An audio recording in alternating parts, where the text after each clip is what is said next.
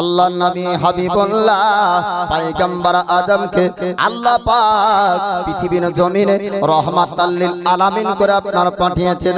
উম্মতের দরদি নবী রহমতের নবীর কাছে একজন বালক ব্যক্তি, একজন ছোট্ট ব্যক্তি এসেছেন।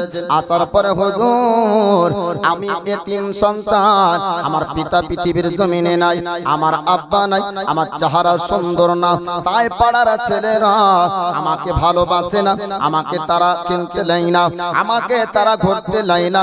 ওগো নবীজি, আপনার কাছে আমি থাকতে চাই।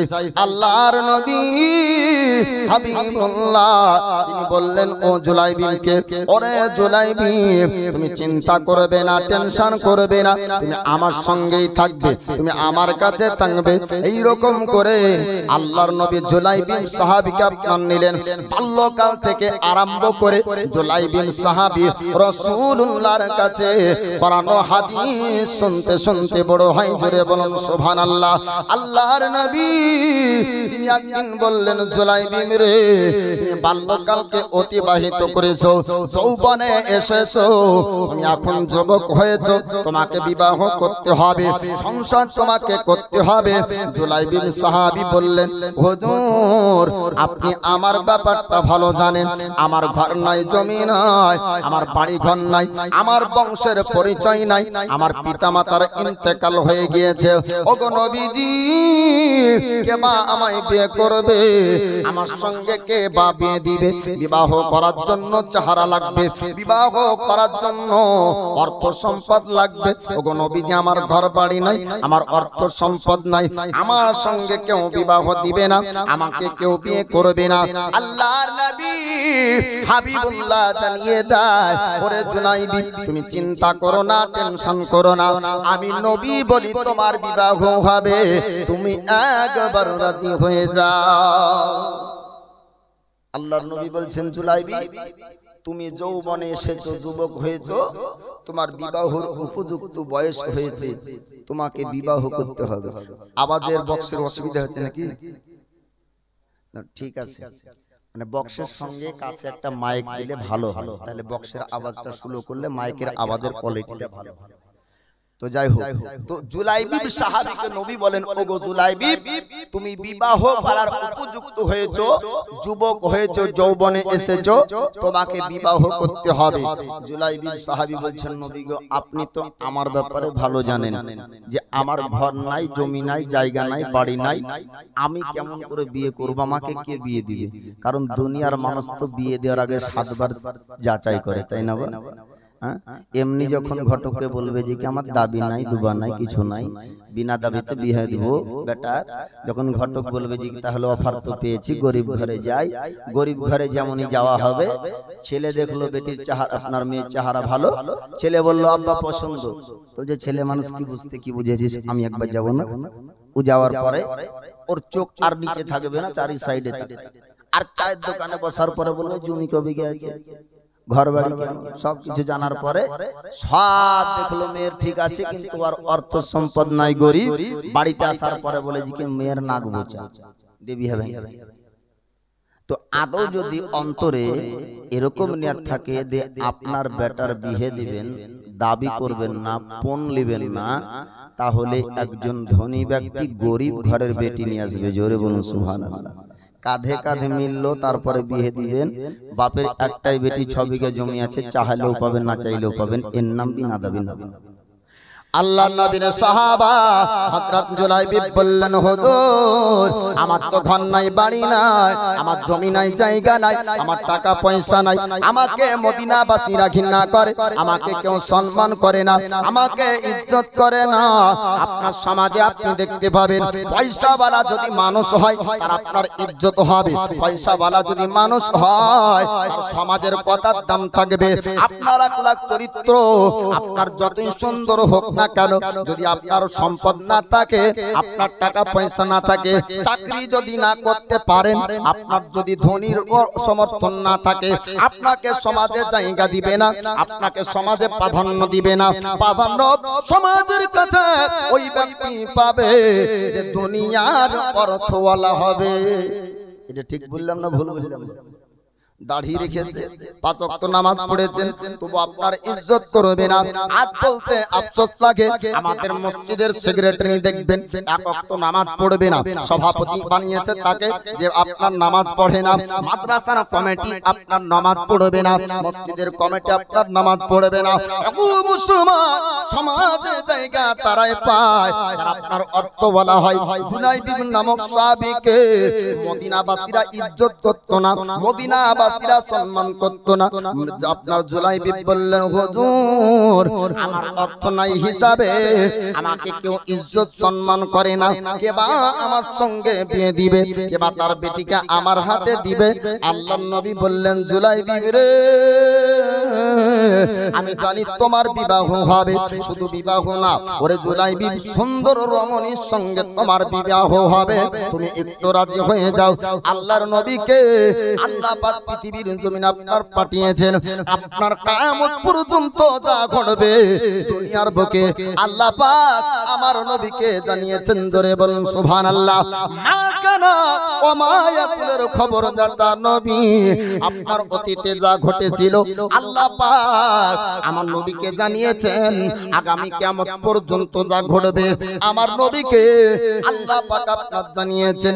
86টা হাদিসের মধ্যে পাওয়া যায় আল্লাহর নবী তিনি আপনার জানিয়েছেন, তার হাতের তালুতে কিয়ামত পর্যন্ত পৃথিবীর কত মানুষ জান্নাতি হবে আল্লাহ পাক আমার ডান হাতের তালুতে দিয়েছেন।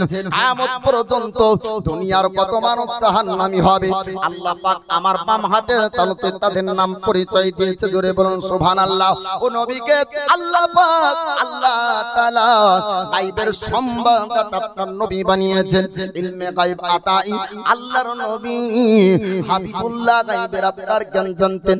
জুলাইবি সাহাবীকে বললেন, জুলাইবি আমি তোমার ভবিষ্যৎকে দেখতে পেলাম, তোমার সুন্দর রমণীর সঙ্গে বিয়ে হবে, ওরে জুলাইবি একবার রাজি হয়ে যাও। জুলাইবি বললেন, হুজুর আপনার কথা অনুযায়ী আমি রাজি হলাম, তবে কোথায় আমার বিয়ে হবে একটু আপনার নাম পরিচয়টা জানিয়ে দেন। আল্লাহর নবী রহমতের পয়গম্বর তিনি আপনার জানিয়ে দিলেন, জুলাইবি রে মদিনার অমুক আনসারীর বাড়িতে তোমাকে যেতে হবে, তাকে জিজ্ঞাসা করবা তার বেটি উপযুক্ত আছে কিনা। জুলাইবি বললেন, হুজুর ও আনসারীর বেটির সঙ্গে আমার বিয়ে দিবে কিনা একটু জানিয়ে দেন। আল্লাহর নবী বললেন, জুলাইবি রে তাই আনসারীর কাছে যাবা, যাওয়ার পরে আমার সালাম দিবা, আর আমার সালাম দেওয়ার পর তাকে জিজ্ঞাসা করবা তার বিবাহ দেওয়ার মতন উপযুক্ত বেটি আছে কিনা। আমি নবী তোমাকে আনসারী বাড়িতে পাঠাই, তুমি একটু যাবে, যাওয়ার পরে তাকে জিজ্ঞাসা করবে আর আমার পক্ষ থেকে তাকে সালাম দিবে। জোরে বলুন সুবহানাল্লাহ। নবী সালাম দিবেন এক সাহাবীর বাড়িতে। পীর যদি সালাম পাঠায় মুরিদের বাড়িতে খুব খুশি, ইমাম সালাম যদি পাঠায় মুসল্লির কাছে তো খুশি হবে না? সামনাসামনি দেখা হলে যতটা খুশি হবে তার থেকে বেশি খুশি হবে। কারো মাধ্যমে যদি ইমাম তার মুক্তাদিকে সালাম পাঠায়, মুক্তাদি বলবে যে ইমাম তাহলে সত্যি ভালোবাসে রে, এ পেছনের ভালোবাসা না। পেছনের ভালোবাসা হলে কেমন হয়, যখন দেখবে মুখের সামনে বিরাট ভালোবাসা দেখাবে আর পেছনে পেছনে চায় দোকানে সমালোচনা।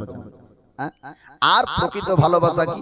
বাড়িতে রাস্তাঘাটে যেখানেই থাকুক না কেন তার ভালোই চাইবে, খারাপ চাইবে না। বলুন সুবহানাল্লাহ। আল্লাহর নবীর সাহাবী,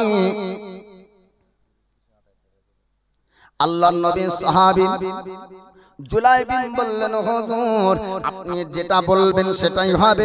আনসারী বাড়িতে আপনার জুলাইবি সাহাবী চলতে শুরু করলেন। যাবার পরে দরজায় আওয়াজ দেয়, দরজায় ঠক ঠক করে আওয়াজ দেওয়া হলো। আল্লাহর নবীর সাহাবী আনসারী বাড়ির বাইরে বের হয়ে আসে। আসার পরে বলে, কে তুমি? তোমার পরিচয় একটু জানিয়ে দাও। তিনি আপনার বললেন, ওগো নবীর সাহাবা, ওগো নবী প্রেমিক ব্যক্তি, আপনি আমাকে চিনতে পারেন না? আমি হলাম রাসূলুল্লাহর দরবারে থাকা জুলাইবি। জোরে বলুন সুবহানাল্লাহ। আল্লাহর নবীর সাহাবী আপনার জুলাইবিব যখন এই কথা বললেন, এবার নবীর সাহাবী আনসারী বলেন, ওরে জুলাইবিব কি খবর নিয়ে আমার কাছে এসেছো একটু জানিয়ে দাও। জুলাইবিব বললেন, ওগো নবীর সাহাবা, ও নবী প্রেমিক ব্যক্তি আপনি শুনুন, আল্লাহর নবী হাবিবুল্লাহ আপনাকে সালাম দিয়েছে, আপনি সালামের উত্তরটা একটু জানিয়ে দেন। আনসারী বাড়ির মধ্যে যাওয়ার পর বিবিকে ডাকতেই, বিবি রে আজকে রাসূলুল্লাহ আমাকে সালাম দিয়েছে, আনন্দই তারা আত্মহারা বাড়ির মধ্যে খুশি পালন করে। আজকে রহমতের পয়গম্বর আজকে হাবিবুল্লাহ আমার বাড়ি পর্যন্ত সালাম পাঠিয়েছে, সবাই তারা খুশি করলো। জুলাইবিব সাহাবীর চোখ দিয়ে তখন পানি ঝরে, আমি কি করে বলবো, বলতে আপনার পারেন না। আবার দরবাজায় ঠক ঠক করে আওয়াজ দেয়। এবার আনসারী বলল, ও জুলাইবিব তোমার কি কথা কোনো শেষ হয়নি, তুমি আবার কি বলতে চাও? জুলাইবিব বললেন, ও নবী প্রেমিক ব্যক্তি আমার কথা কোনো শেষ হলো না, আপনি শুনুন, আমার নবী পাক আলাইহিস সালাম আপনাকে সালামের পরে পরে আপনার সঙ্গে একটা কালাম করতে বলেছে। ওগো নবীর সাহাবী একটু জানিয়ে দিন, আপনার বিবাহ দেওয়ার মতন উপযুক্ত বেটি আছে কিনা একটু বলুন।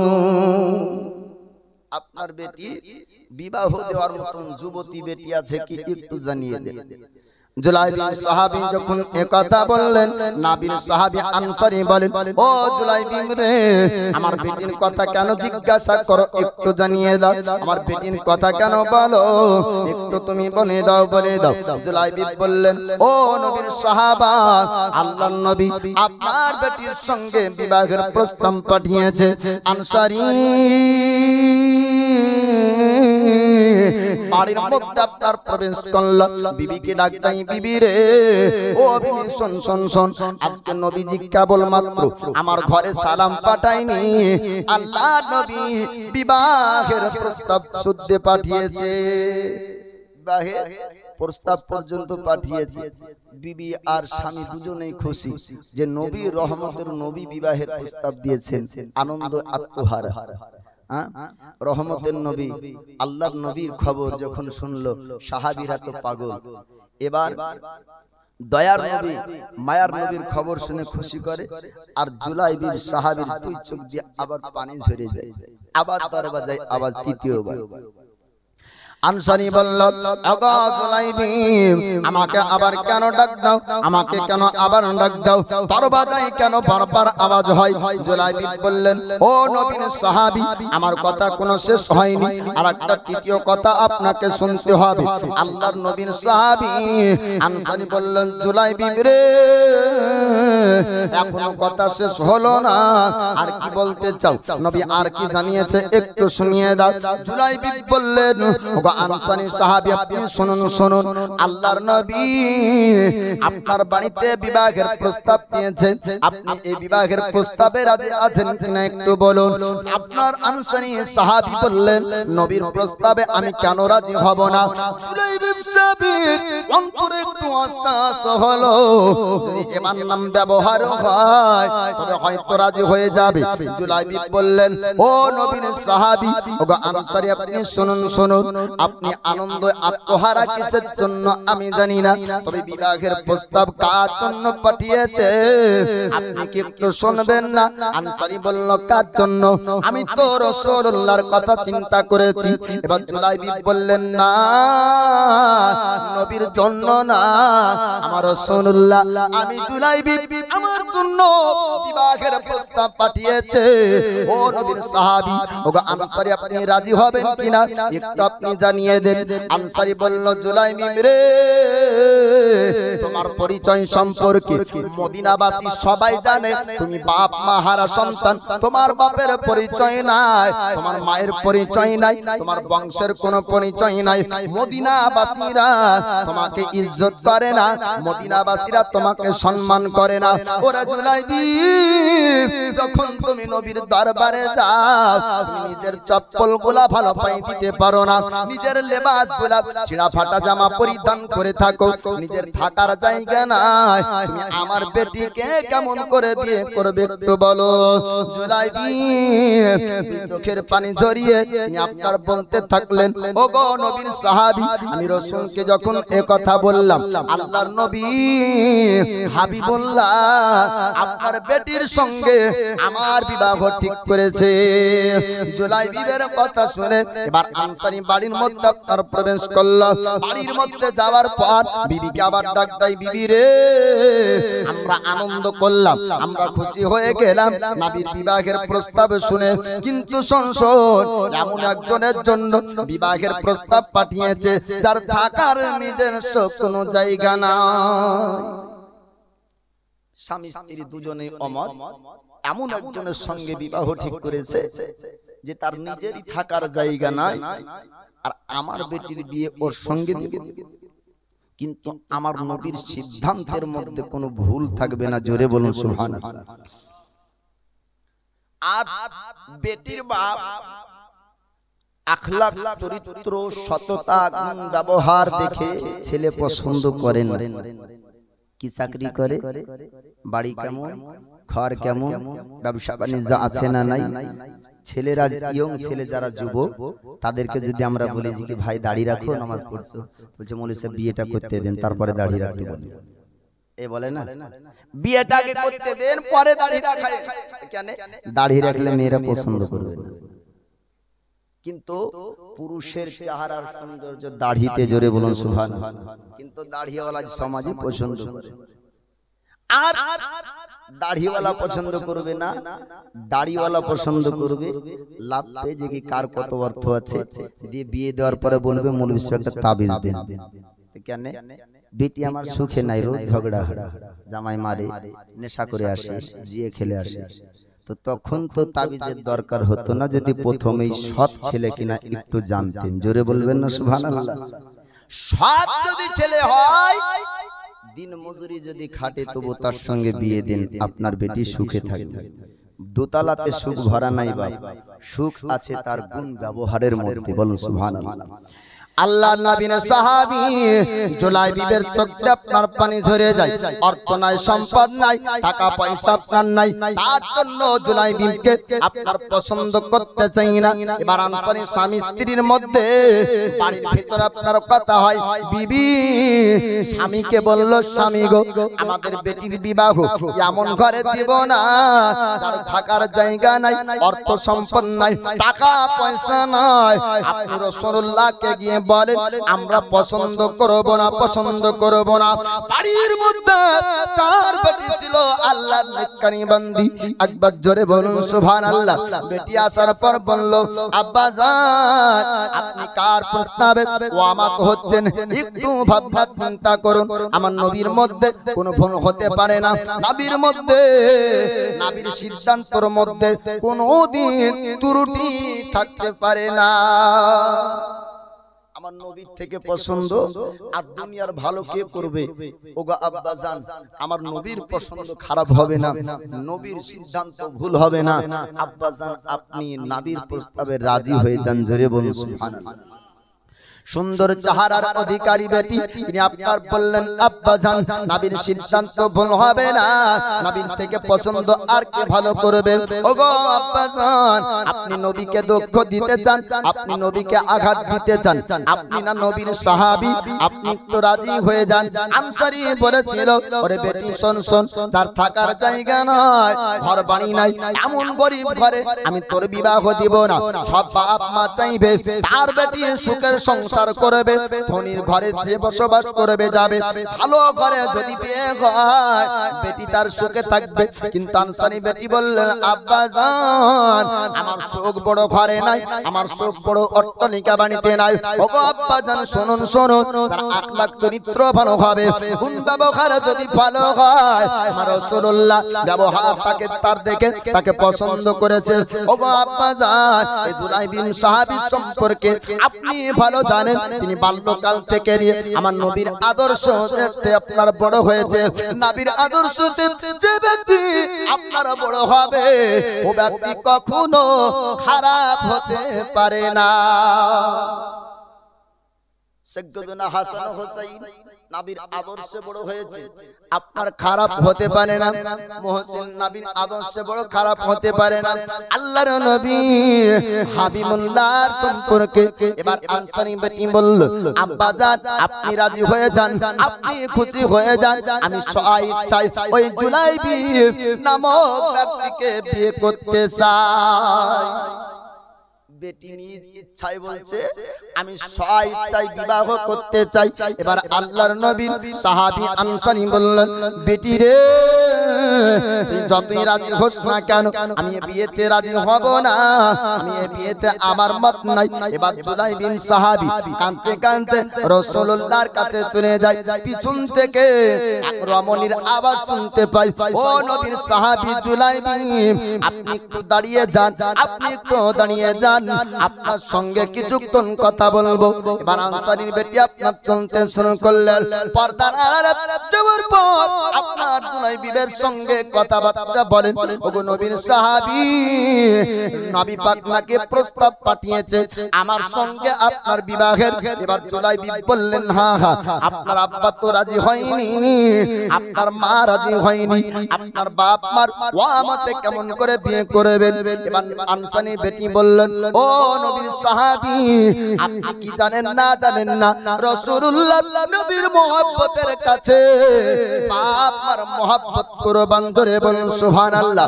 আল্লাহর নবীর হাদিস আপনার উঠিয়ে দেখুন, নবীজি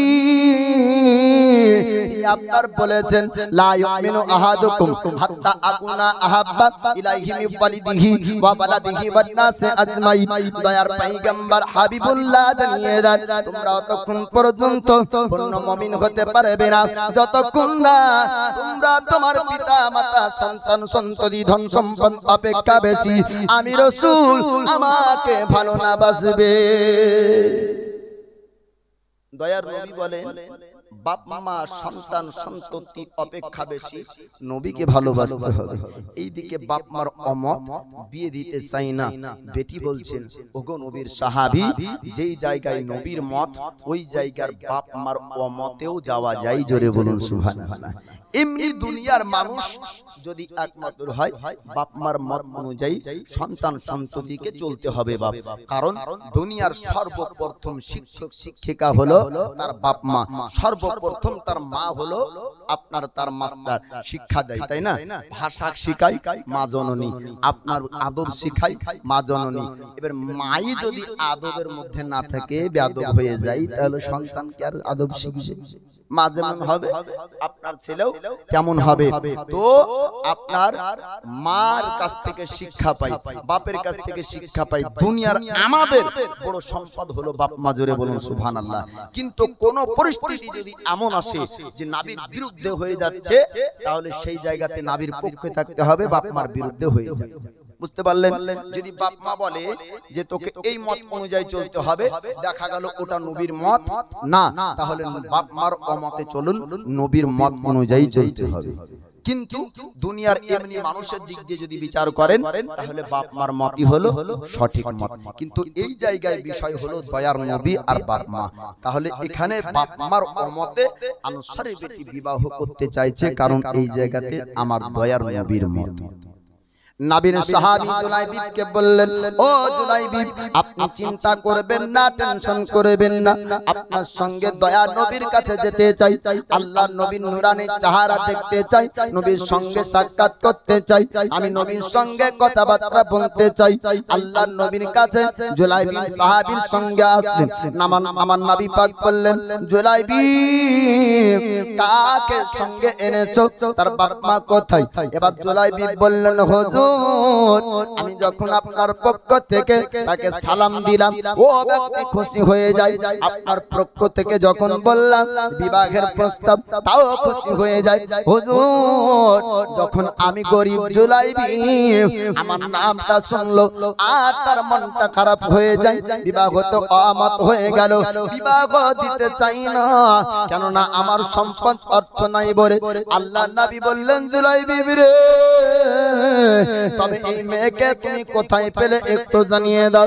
জুলাইবিব বললেন হুজুর আমি রাস্তাতে হাঁটছিলাম আপনার দরবারে আসার জন্য, পিছন থেকে এক রমণীর আওয়াজ আমি শুনতে পেলাম। আমি পিছন ফিরে তাকিয়ে দেখলাম এই রমণী আমার কাছে আসলো। আসার পরে বলে ও নবীর সাহাবী আপনার সঙ্গে নবীর দরবার যাব। হুজুর তার মুখের বয়ান আপনাকে শুনতে হবে। আল্লাহর নবী বললেন ও আনসারীর বেটি রে, তুমি কি স্বইচ্ছায় এ যুবক জুলাইবিবকে বিয়ে করতে যাও? আনসারী বেটি বললেন হুজুর আমি অর্থ সম্পদ দেখব না, আমি টাকা পয়সা দেখব না, নিশ্চয় আপনি ভালো বুঝেছেন তার জন্য আপনি বিবাহ ঠিক করেছেন। হুজুর গো আপনার মত অনুযায়ী আমি বিবাহ করতে চাই। আপনার যেখানে মত ওখানেই আমার মত। হুজুর আমাদের বিবাহটা আপনি পড়িয়ে দিন। দয়ার নবী মায়ার নবী তিনি এ জুলাইবিব আর আনসারীর বেটির বিবাহটা পড়িয়ে দিলেন। বাপ একটু মন দিয়ে এইদিকে ধ্যান দিবেন।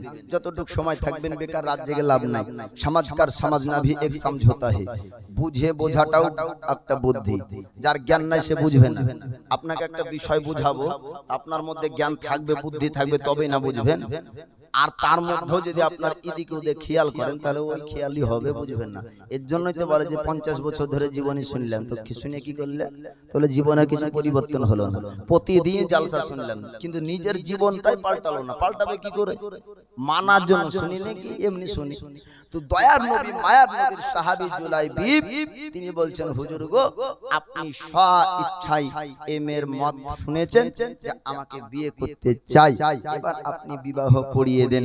আমার দয়ার নবী মায়ার নবী বিবাহ পড়িয়ে দিলেন। পড়িয়ে দেওয়ার পর দয়ার নবী বলেন ওরে জুলাইবিব এবার তুমি খেজুরের পাতার দিয়ে ছাউনি করে চালা ঘর তৈরি করে সংসার করো। জোরে বলুন সুবহানাল্লাহ। এই রকম করে খেজুরের পাতা দিয়ে চালা ছাইয়ে জুলাইবিব সাহাবী থাকতে লাগলেন। আনসারী বেটি আপনার বলেন যে আমি চালা ছানো বাড়িতে যতটা সুখ পাইছি দুনিয়া ভি সুখ আর পাইনি। জোরে বলুন সুবহানাল্লাহ। এই জুলাইবিব সাহাবীর প্রতি আমার দয়ার নবী সন্তুষ্ট ছিলেন। আল্লাহর নবী হাবিবুল্লাহ তিনি নিজের কোলে এই জুলাইবিব সাহাবীকে উঠিয়েছিলেন। ও দিন যেদিন 7 জন কাফিরকে জাহান্নামে পাঠিয়ে এই জুলাইবিব সাহাবী শাহাদাত বরণ করেছিলেন। যুদ্ধের ময়দানে আল্লাহর নবী বলেন ওগো আমার সাহাবীরা, আমার সাহাবারা যারা শহীদ হয়েছে তাদের লাশগুলোকে একত্রিত করো। লাশগুলোকে একত্রিত করা হলো। আল্লাহর নবী বলেন আমার জুলাইবিব কোথায়? সবার লাশগুলোকে দেখছি, আমার জুলাইবিব কোথায়?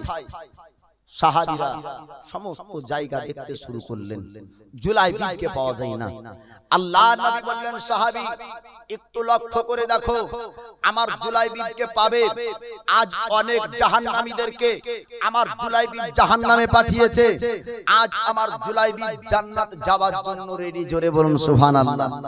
সাহাবীরা লক্ষ্য করে দেখলেন, লক্ষ্য করার পর বলেন হুজুর একটি জায়গাতে 7টি লাশ এক জায়গায় পড়ে তার পাশে রাখা আছে জুলাইবিব। দয়ার নবী মায়ার নবী গেলেন, যাওয়ার পরে এ জুলাইবিব সাহাবীকে উঠালেন, নিজের কোল মুবারকে মাথা রাখলেন। রাখার পরে দয়ার নবী 2 হাত উত্তোলন করে আল্লাহর কাছে জুলাইবিবের জন্য দোয়া করেছেন আর সাহাবীদেরকে শুনিয়েছেন হে আমার সাহাবী তোমরা শোনো যে 7টি লাশ দেখতে পাচ্ছ একাই জুলাইবিব 7 জনকে জাহান্নামে পাঠিয়েছে, একাই সবার সঙ্গে মোকাবেলা করেছে। পরবর্তীতে চতুর্দিক থেকে জুলাইবিবের উপর আঘাত এসেছে, আমার জুলাইবিব শাহাদাত বরণ করেছে। অসংখ্য হাদিস আছে যে দয়ার নবী কবর জিয়ারত করেছেন, সাহাবীদের জন্য দোয়া করেছেন। আর কিছু সংখ্যক হাত ঝাড়ুয়া পার্টিরা এখন বলে দোয়া পাই না সম্মিলিত, এ বলে না বলে বাপ। আদৌ একটা কথা বলবো, সুর জীবনীতে আমরা পাগল, আপনাদেরকে শোনাবো বাপ সুর জীবনী। তবে আকাইদকে মজবুত রাখতে হবে, সুন্নি সহিহুল আকীদার মধ্যে অটল থাকতে হবে বাপ। তবে আপনাদেরকে একটু কথা বলি, বর্তমান সময়ের যে ভাইরাস চলে এসেছে এই ভাইরাস থেকে বিশেষ করে যুবকদেরকে বাঁচতে হবে, এদের ভবিষ্যৎ পড়ে আছে। দু একজন চাচা আছেন আমার, আপনারা রাগ করবেন না, আপনারা যুবককালে এই ফিতনা পাননি যে ফিতনা বর্তমান এসেছে, আপনারা এই ভাইরাস পাননি যে ভাইরাস এখন বর্তমানে এসেছে। এখন অ্যান্ড্রয়েড সেটে, এখন স্ক্রিন টাচ মোবাইলে আপনার যদি ইউটিউবে ঢুকে বিভিন্ন ভাইরাস মূলক বক্তব্যগুলো চলে আসে। আপনার ঘরের সন্তান, আপনার ঘরের বেটা, আপনার ঘরের পোতা আজকে নষ্ট হচ্ছে, আপনার চোখের সামনে বুঝতে পাচ্ছেন না কিভাবে নেট জগতে ঢুকে তারা এমন এমন কথাগুলি শুনছে। শোনার পরে হঠাৎ তারা রাতারাত্রি দিনে দিনে তারা ফারাজি হয়ে যাচ্ছে, আহলে হাদিস হয়ে যাচ্ছে। তাদেরকে যদি জিজ্ঞাসা করা হয় কোথার মাদ্রাসায় শিক্ষা বর্জন করে এ আমলগুলি করছো, কোন মাদ্রাসায় শিক্ষা বর্জন করে তোমার হাত নিচে থেকে উপর চলে গেল, কোন মসলা তুমি শিক্ষা বর্জন করে আমিন শব্দ জোরে জোরে পড়তে লাগো, আছে কি নাই, জায়েজ কি হারাম, এমনটা আপনাকে বলছি না। তবে একটা জিনিস পরিবর্তন করে আরেকটা জিনিস যখন গ্রহণ করবে, নিশ্চয় তার ব্যাপারে দক্ষতা তার মধ্যে থাকতে হবে, তাই না? একটা জিনিসকে খারাপ বলে বাদ করে দিয়ে আরেকটা জিনিসকে ভালো বলে গ্রহণ করার অর্থ কি? যে তার বিষয়ে আমার অভিজ্ঞতা রয়েছে, তার বিষয়ে আমার কি আছে, জ্ঞান আছে। কোন জ্ঞান নাই ভাব, এটা কি আছে, তার বিষয়ের অ্যান্ড্রয়েড সেট আছে। আজ বর্তমান সমাজের ও যুবকদেরকে বলবো পরিপূর্ণভাবে সে মতের উপর হতে হবে, আধুরা রাখা চলবে না। তুমি খালি হাতটা ঝাড়বা তার মতে, বাদ বাকিটা করবা না, এটা কিন্তু হবে না। তো আমি যুবকদেরকে বলবো ঈমান একটা মূল্যবান জিনিস, এগুলাকে হেফাজত রাখতে হবে। আজ বর্তমান সময় বলছে হানাফি যখন ছিল, আপনার হানাফি থেকে ফারাজি হলে কিছু ডিসকাউন্ট আছে। যুবক ভাই একটু মন দিয়ে শুনবে, কেউ উঠাউঠি করবে না। আমার কথাগুলা আমি চলে যাওয়ার পরে রাত্রি শোয়ার আগে একবার ভাববে যে কথাগুলা ঠিক বলছে না ভুল বলছে। হানাফি থেকে নতুন ভাবে তারা আহলে হাদিস তৈরি হচ্ছে কেন? কি পাচ্ছে এমন জিনিস? তো বলে ডিসকাউন্ট পাচ্ছে। বলে কেন? এই যুবকরা চায় সব সময় ডিসকাউন্ট, এরা ফ্লিপকার্টে জিনিস কিনবে 10% ডিসকাউন্ট। তো ডিসকাউন্ট কি পাচ্ছে, ছাড় কি পাচ্ছে? হানাফিতে যখন ছিল তার জন্য হুকুম ছিল এই যে যদি তুমি নাপাক হয়ে যাও তোমাকে গোসল করে পাক হতে হবে। যেমন আহলে হাদিসে যাই আব্দুর রাজ্জাক বিন ইউসুফ বলেছে নাপাক হলে গোসলের প্রয়োজন নাই, চেটে নিলেই পাক। বের করো তোমার ইউটিউব মিলিয়ে নাও আমার কথা। হানাফিতে ছিল তার উপর মাসলা ছিল বাল্যকালে বাচ্চা অবস্থায় 2 বছর মায়ের স্তন থেকে দুধ পান করবে। কয় বছর? 2 বছর। যেমনই ফারাজি হলো ডিসকাউন্ট ছাড়, বলে কি বিবিরও দুধ পান করতে পাবে। বলে নাউজুবিল্লাহ। এই সমস্ত ছাড়গুলি তারা নিতে চাইছে। হানাফিতে ছিল মাসলা ছিল বিনা ওযুতে বিনা পাক পবিত্র অবস্থায় কোরআন স্পর্শ করতে পাবে না। যেমনই তারা আহলে হাদিসি হলো ডিসকাউন্ট ছাড় পেল, আর ছাড় পাওয়ার পরে আব্দুর রাজ্জাক বিন ইউসুফ তাদেরকে ছাড় দিল বিনা ওযুতেও কোরআন স্পর্শ করে পড়তে পারে। এগুলি ছাড় তারা পেয়েছে। বাপ নিজের ঈমানকে বাঁচান। তারই বেটা বলছে আবু জেহেল নাকি মুসলমান ছিল। বলেন নাউজুবিল্লাহ। এই আবু জেহেল মুসলমান ছিল, কেউ শুনেছেন? একবারে পাক্কা কাফির ও ব্যক্তিকে বলছে সেও নাকি মুসলমান ছিল। তাহলে সেখান থেকে আমাদেরকে বাঁচতে হবে না? হবে না? আর ওলিদের জন্য যারা গুস্তাখি করে খোদাই মার তাদের উপর পড়বে। বাপ আপনাদেরকে ঘটনা শোনাবো। দয়ার নবী মায়ার নবীর সাহাবী আলিয়া শেরে খুদা মুশকিলে কুশা হায়দারে কাররার তিনার কারামতের কথা শোনাবো। আজ কিছু সংখ্যক সুন্নি দাবি করে সুন্নিদেরকে বদনাম করছে। কেমন ভাবে? যে তারা মাজার বানাওয়াটি মাজার তৈরি করেছে, বানাওয়াটি মাজার তৈরি করে সুন্নির নাম দিয়ে প্রচার করে আলিম সমর্থন করে না। ওই জায়গাতে নামাজের শিক্ষা হয় না, রোজার শিক্ষা হয় না, কেবলমাত্র সেই জায়গাতে গিয়ে আপনার ওই মাটি পড়া, তেল পড়া, আর কোটি পড়া, ঘটি পড়া দিয়ে ইনকাম করার একটা জারিয়া বানিয়েছে। আর তারা নাকি বলে যে আমরা মারিফাত ফলা, আমাদের নামাজ লাগে না। বলে নাউজুবিল্লাহ। দুনিয়াতে এমন কোন ওলি তৈরি হয়নি যার মধ্যে নামাজ ছিল। একবার বলবেন না সুবহানাল্লাহ। আলিয়া শেরে খোদাকে বলা হয় মারিফাতের বাদশা, যে আলীর কাছে আল্লাহর ফেরেশতা মানব রূপ ধারণ করে। তো হযরত আলী বলছেন সারা জগৎকে দেখে আমি বললাম এটা হলো আল্লাহর ফেরেশতা। বলেন সুবহানাল্লাহ। বাপজি আমার হযরত আলীর অসংখ্য কারামতের মধ্যে বিখ্যাত একটি কারামত বলবো, মায়ের সঙ্গে বেটার বিবাহ হয়েছিল ভুলবশত, আলীর দ্বারাতে এটা আপনার ভুল সংশোধন হয়েছে। একবার জোরে বলুন সুবহানাল্লাহ। একজন ব্যক্তি 500 টাকা দেন দিন, এ কবরে যেতে হবে বাপ, কবরস্থানের জন্য একজন ব্যক্তি আছেন 500 টাকা, মায়ের সন্তান বাপের সন্তান কেউ আছেন 500 টাকা দেনেওয়ালা একজন ব্যক্তি আছেন। বাপ পরকালের প্রথম সিঁড়ি তার নাম হলো কবর, কবরে যে পাস করবে হাসরে পাস করবে। নবী আমার বলেন আমার উম্মতরা পাপী হয়ে কবরে যাবে আর নিষ্পাপ হয়ে হাসরে উঠবে। সাহাবীরা বলছেন হুজুর কিভাবে এটা সম্ভব? আল্লাহর নবী হাবিবুল্লাহ পয়গম্বর বলেন আমার উম্মতরা পাপী হয়ে কবরের মধ্যে যাবে আর নিষ্পাপ হয়ে হাসরের মধ্যে হাসরের উপর উঠবে একদিন।